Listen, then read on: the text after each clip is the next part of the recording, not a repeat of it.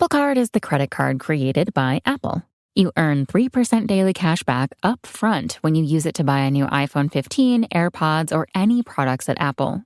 And you can automatically grow your daily cash at 4.15% annual percentage yield when you open a high-yield savings account. Apply for Apple Card in the Wallet app on iPhone. Apple Card subject to credit approval. Savings is available to Apple Card owners subject to eligibility. Savings accounts by Goldman Sachs Bank USA, member FDIC. Terms apply. This episode is brought to you by Klaviyo, the platform that powers smarter digital relationships. With Klaviyo, you can activate all your customer data in real time, connect seamlessly with your customers across all channels, guide your marketing strategy with AI-powered insights, recommendations, and automated assistance, deliver experiences that feel individually designed at scale, and grow your business faster.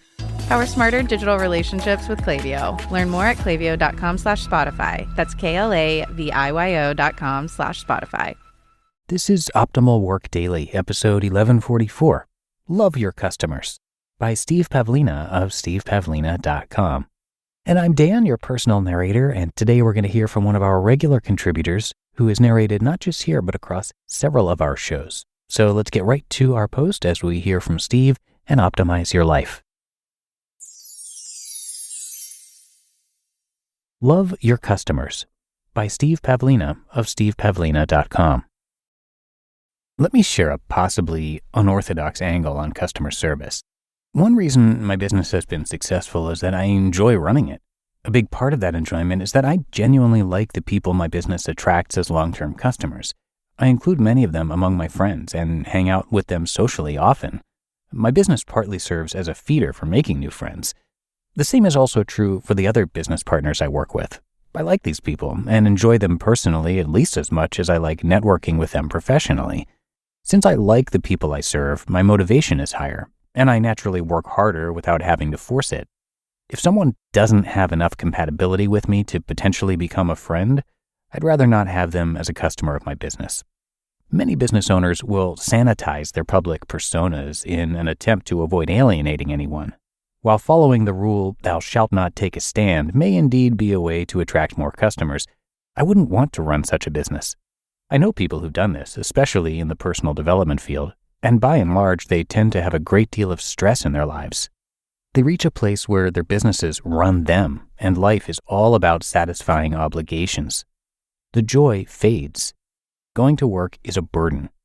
I'm not willing to go that route. If I did, I'd end up disliking my business and the people it attracts, and my motivation would plummet. This approach wouldn't feel good to me at all. So I do the opposite. I intentionally share things that are likely to repel people who wouldn't make good friends for me. I'd prefer not to have such people as customers either. People so often tell me I'm crazy to post certain things that they believe will alienate people. I think it would be crazier not to do that. I share what I'm into. Why on earth would I want to run a business that requires me to suppress my interests? And to what end?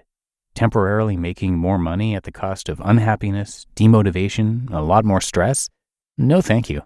I think many small business owners underestimate just how important it is to love your customers. But I don't recommend trying to force yourself to love people you wouldn't even like hanging out with socially. I think it's much more intelligent to design your business around serving people you already like, and then take steps to make sure that you don't have too many incompatible people getting through. I also enjoyed running my computer games business because my customers for that business were people I liked having as friends too. In other words, fellow gamers. I published games I enjoyed, and so my customers and I had some common interests. But the compatibility with my current business is much greater. I rarely met any of my games business's customers face to face, but with my current business, this is a regular occurrence. For instance, I like hosting meetups when I travel because I get to meet many interesting people that way. I'm really looking forward to CGW this weekend, and the main reason is the people.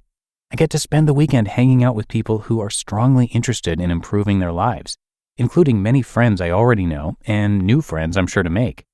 What kinds of people do you really like? Can you think of a business that would attract these people as your core customer base? You could start by asking some of them what their biggest problems and challenges are. Even if you're not a business owner, do you love the people you get to work with each day? Do you like your business's customers and your coworkers? Do you go out of your way to hang out with them socially just for fun? If not, that's a hint and a half that you're in the wrong place. You don't need to be so anal that you require 100% compatibility with everyone, And that isn't realistic anyway. But downplaying your personality, interests, and desires in a vain attempt to get everyone to like you is not a path to happiness. Running a business where you actually like the people you serve is very motivating. A day's work feels like helping out your friends and doing nice things for people you care about. Be unabashedly yourself. Many people won't like that. Don't chase after them. You may want to shoo them away instead. If they can't accept you as you are, they aren't a good match for you, personally or professionally. There's no need to check your soul at the door when you go to the office. If you can't be yourself at work, you haven't found or created the right workspace yet. I've proven to myself that it's possible to run a successful business this way. My web traffic keeps going up, hitting a new all-time high of 10.7 million page views last month. When I announced the new workshops, they sold enough tickets to cover all the costs within the first week, and some are still months away. This October 1st will be my blog's 7-year anniversary. Only a tiny percentage of blogs last that long. I doubt I'd still be happy doing this, however, if I held back in order to avoid alienating anyone. One thing I've learned is that although not everyone will like you for being you, more people will respect you. And some of them, as ironic as it may seem, will actually refer new business to you even if they don't like you that much.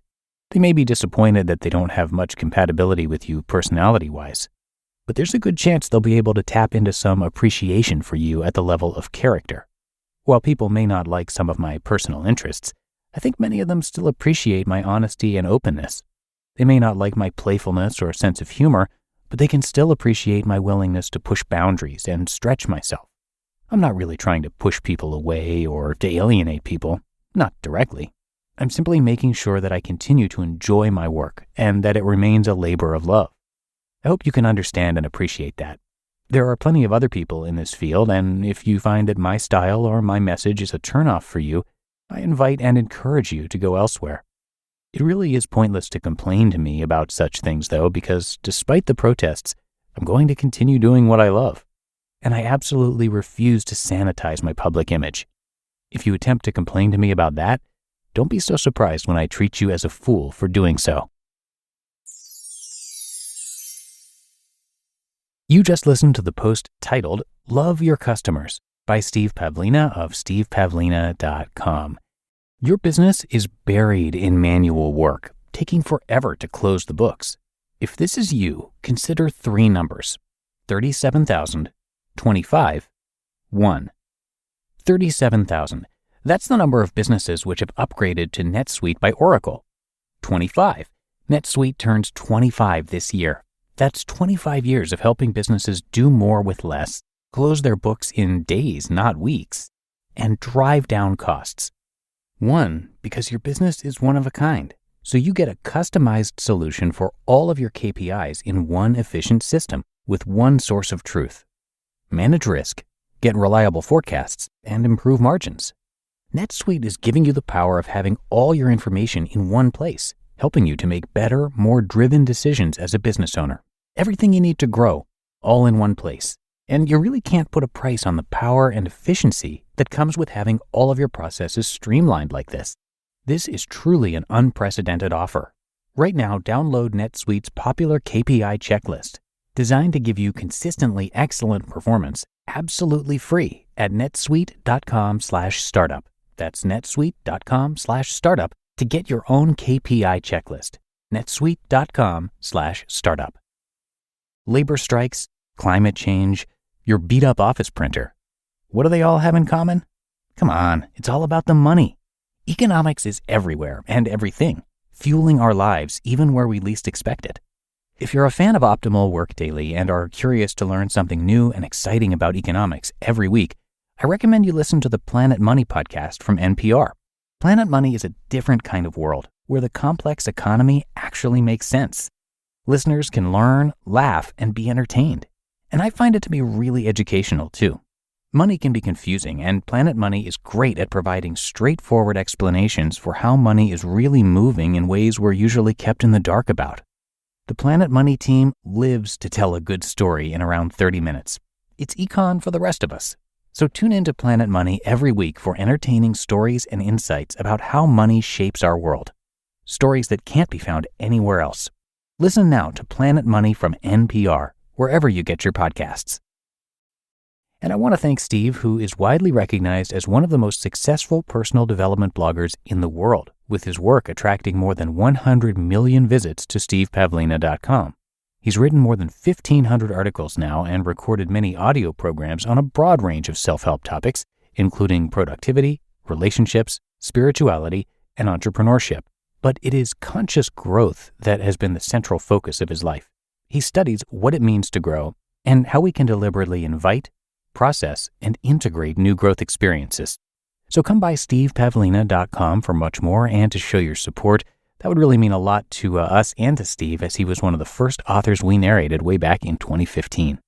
And that's it for today's episode. Hope you enjoyed it and that you're having a happy Saturday. And I will see you back here tomorrow as we wrap up the weekend in our Sunday show, where your optimal life awaits.